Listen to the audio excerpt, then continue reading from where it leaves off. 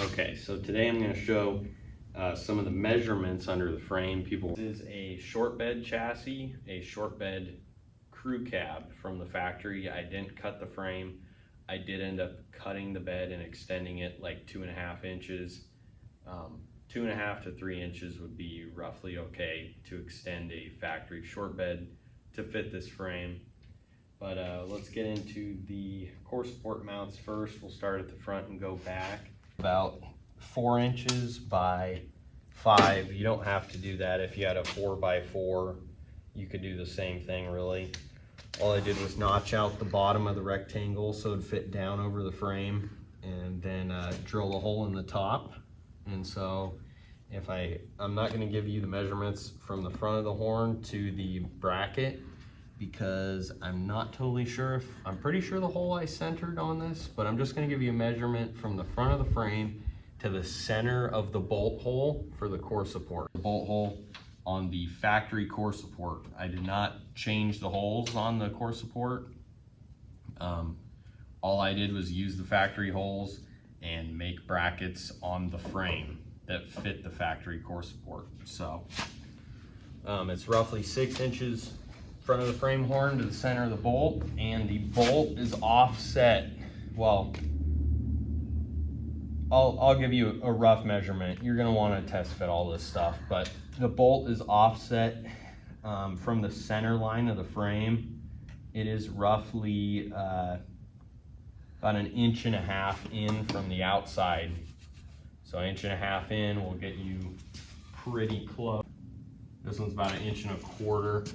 You have to have the holes oversized for side-to-side adjustment so that your hood and everything fits correctly, but it's going to be around 1.25 inches to 1.5 inches off from the outside of the rail over inwards. So that's the core support mounts. We can silicone boots, but that's the Firewall, and it's got a lot of room actually. But everything clears fine. You can get to the down pipe, crossover pipe, and no cutting for the transmission or anything. I do have the high hump in here off of a 4-wheel drive model. And then that is the factory hydro boost, which I just drilled holes in the Firewall through the same brake bracket mounting area. I just used the factory hydro boost, adapted it all so that this would all fit in here. And so yeah, that's the piece. That's the piece that I had to make, where you weld the spline end to a piece of D-rod basically that will accept the 2005 drive shaft, modify it all to fit in there. This fits pretty tight. I kind of messed up the angle when I welded that piece, but it still works. Eventually I'll probably modify it, but for right now it works. That boot down there I think is a 45, which actually is crammed pretty close into this inner wheel well. But this is the other side of the intercooler and everything, so it's just some trimming. Front cab mount, and that's the factory 2005 mount. I cut it off the frame. I believe it was, yeah, it was up forward more, and so I cut it off, shortened it. I don't remember exactly. I think it was about 2 inches, 2.5. Shortened it, scooted it against the frame, and re-welded it.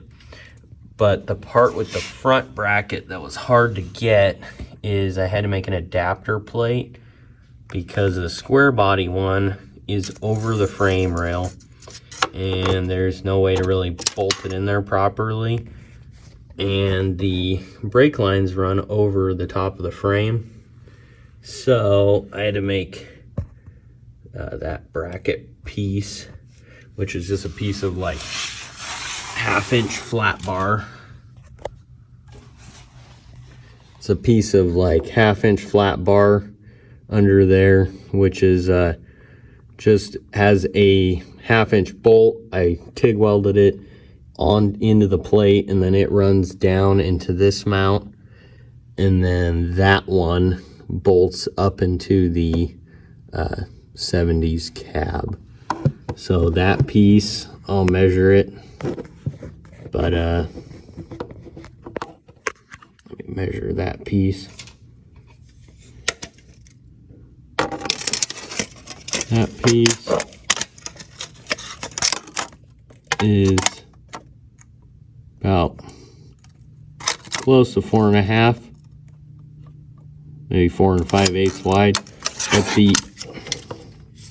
so it's going to take some fabrication and modification for that front cab mount, but everything else is based off of that, so you kind of got to get that right on.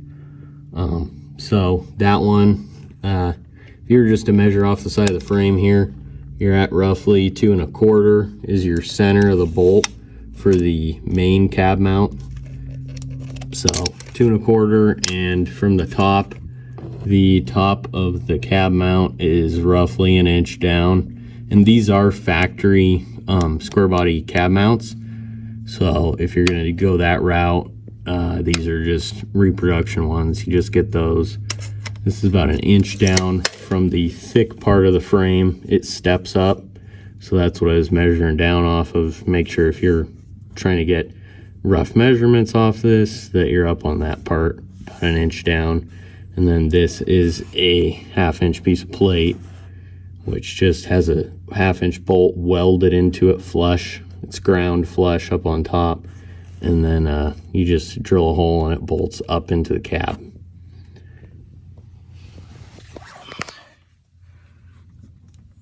And that is the middle cab mount. And the middle cab mount is the DURAMAX's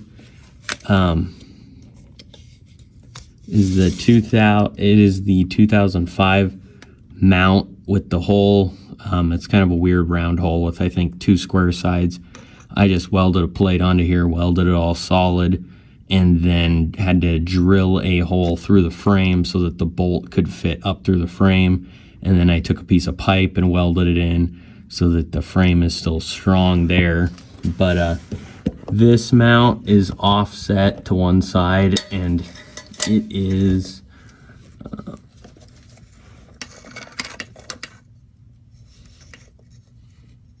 it's about 2 3/4 of an inch off of the outside of the rail.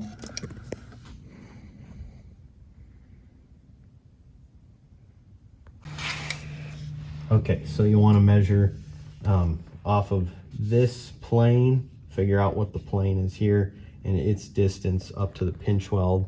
Get everything sitting pretty much level and flat with each other. You'll just have to do some modifications, lots of measuring, and get your rubber mounts in there so it'll actually be sitting with the weight, because the mounts will squish down a little bit, and you'll just want to do a lot of measuring there.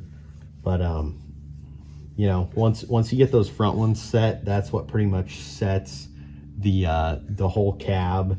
You got to get those square, and then from there you can get your side out to the pinch weld all even and get the cab squared up. So that should be kind of a rough ballpark of cab mounts.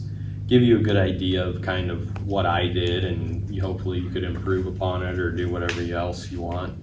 You know, it's all whatever works for you and whatever you can make work on these, especially if I think pretty much all the crew cabs should be mounted the same way, have 6 mounts, and the back 2 mounts are a narrower width apart. So it just takes a lot of test fitting and time. I ended up reusing all of my factory cab brackets off the frame. I just cut them off, ground them flush, and then cut either, like the front ones, I think I cut about 2 inches off, narrowed them in, and then had to build that overhang bracket.